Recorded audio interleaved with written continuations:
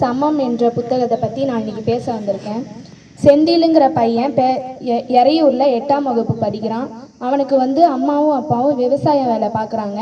அவனுக்கு 2 தங்கச்சி, அக்கா 1 தங்கச்சி 1 இருக்குது. அக்கா பேர் நந்தினி, தங்கச்சி பேர் வானதி. இவங்களுக்கு 2 பேருக்கும் நடுவில் பிறந்தவன் தான் செந்தில்.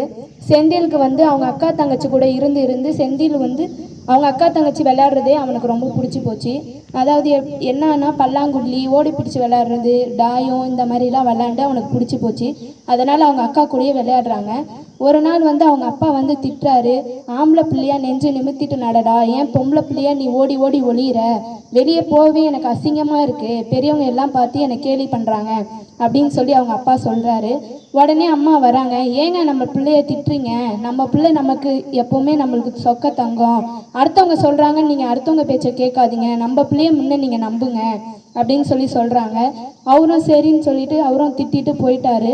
உடனே செந்திலுக்கு கோவம் வருது, எல்லாமே நம்மளை திட்டுறாங்க அப்படின்னு சொல்லி செந்திலுக்கு கோவம் வருது. சரி அப்படின்ட்டு அவனை விட்டுட்டு ஸ்கூலுக்கு போகிறான். ஸ்கூலில் எப்போவுமே அவனுக்கு எல்லா பாட வேலையும் பிடிக்கும்.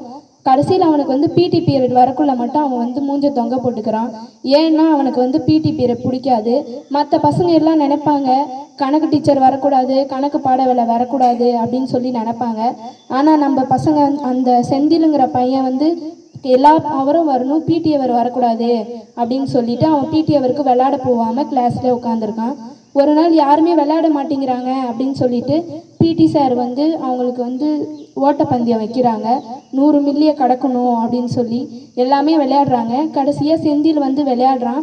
100 எப்படியாவது நம்மளும் 100 மீட்டரை தாண்டணும், உசேன் போல்ட் மாதிரி நம்மளும் தாண்டணும் அப்படின்னு சொல்லி அவன் வேகமாக ஓடுறான். கடைசியாக அவன் 9ஆம் வகுப்பு ஒரு பையன் டே அங்கே பாருங்கடா, செந்தில் எப்படி ஓடுறான்னு பாருங்க, பொம்பளை பிள்ளை மாதிரி ஓடுறான் அப்படின்னு சொல்லி எல்லாம் சிரிக்கிறாங்க. சிரிக்கவும் ஆசிரியர்களும் சேர்ந்து சிரிக்கவும் அவனுக்கு மனசு கஷ்டமாகிடுச்சு. மொதல் இடம் பிடிக்கிற ஆள் அவங்க எல்லாம் சிரிக்கவும் கிண்டல் பண்ணவும் அவன் ஒரு கட்டத்தையே அவனுக்கு என்னன்னு பண்ணுறது அப்படின்னு சொல்லி தெரியாமல் அவன் நின்றுட்டான். ஒன்றா என்ன, ஆம்பளை பொண்ணு ஒன்றா என்ன அப்படின்னு சொல்லி கேட்குறாங்க. சரின்ட்டு அவனும் விட்டுட்டான். கிளாஸ் பசங்க எல்லாம் கலாய்க்கிறாங்க, ஏன் அவன் பொம்பளை மாதிரி நடக்கிறான்னு கலாய்க்கிறாங்க. ஒரு நாள் இன்ட்ரோல் பெல்ல பசங்க 6 பேர் சேர்ந்து அவனை பாத்ரூமில் பூட்டிட்டாங்க. அந்த பசங்க என்ன பண்ணுறான்னு பூட்டிட்டு போயிட்டானுங்க. யாராவது கதவை திறங்க அப்படின்னு சொல்லி செந்தில் கத்துறான். யாருன்னு தெரியாமல் ஒருத்தர் கதவை திறந்து அவனை கிளாஸ் ரூம்க்கு அனுப்பி வச்சாங்க. போயிட்டு வகுப்புக்கு ஆசிரியர் வராங்க. அந்த ஆசிரியர் அனிதா டீச்சருன்னு ஒருத்தவங்க. அவங்க வராங்க.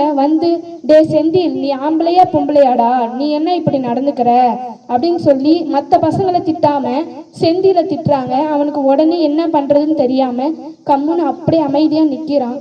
சரி நீ உட்காரு, நீ இனிமேல் ஒழுங்கா நடந்துக்கோ அப்படின்னு சொல்லி அந்த டீச்சரும் சொல்றாங்க.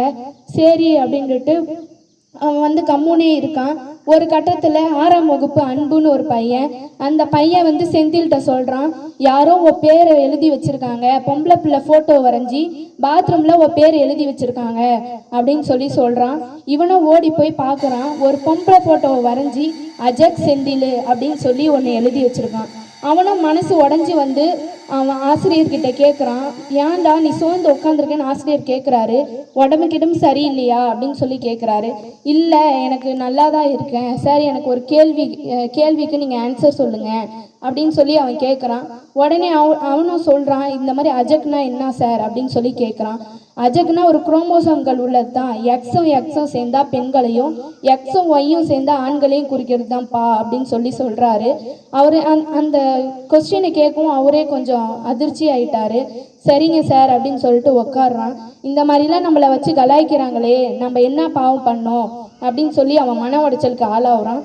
கடைசியாக இந்த எக்ஸும் சேர்ந்தா பெண்களையும் எக்ஸும் ஒய்யும் சேர்ந்த ஆண்களையும் பற்றி அவங்க கிளாஸ் ரூமில் வகுப்பறையில் பிள்ளைங்கள்ட்ட சொல்கிறாங்க. உடனே ஐயோ நம்ம இப்படிலாம் வச்சு நம்ம கலாய்ச்சிருக்கோம் செந்தில அப்படின்னு சொல்லி பசங்க எல்லாம் உணர்றாங்க. ஃபர்வீனுன்னு ஒரு பொண்ணு ஏஞ்சி சொல்கிறா, இனிமேல் நாங்கள் யாரையும் செந்தில கஷ்டப்படுத்த மாட்டோம், யாரும் கிண்டல் பண்ண மாட்டோம், யாரையும் கிண்டல் பண்ணவும் விட மாட்டோம், நாங்கள் இனிமேல் நல்லா பார்த்துக்குறோம் அப்படின்னு சொல்லி சொல்கிறாங்க. இதுலேயே நம்ம என்ன புரிஞ்சிருக்கோம் அப்படின்னா, எல்லாத்தையும் சமமாக நினைங்க. அது ஆசிரியராக இருந்தாலும் சரி, மாணவர்களாக இருந்தாலும் சரி, யாராக இருந்தாலும் சரி, பிள்ளைங்களா மதிங்க. எல்லாமே யாராக இருந்தாலும் எந்த கஷ்டமும் கொடுக்காம நல்லா படிங்க, எல்லாத்தையும் சமமாக நினைங்க என்று சொல்லி வாய்ப்பு கொடுத்த அனைவருக்கும் நன்றி.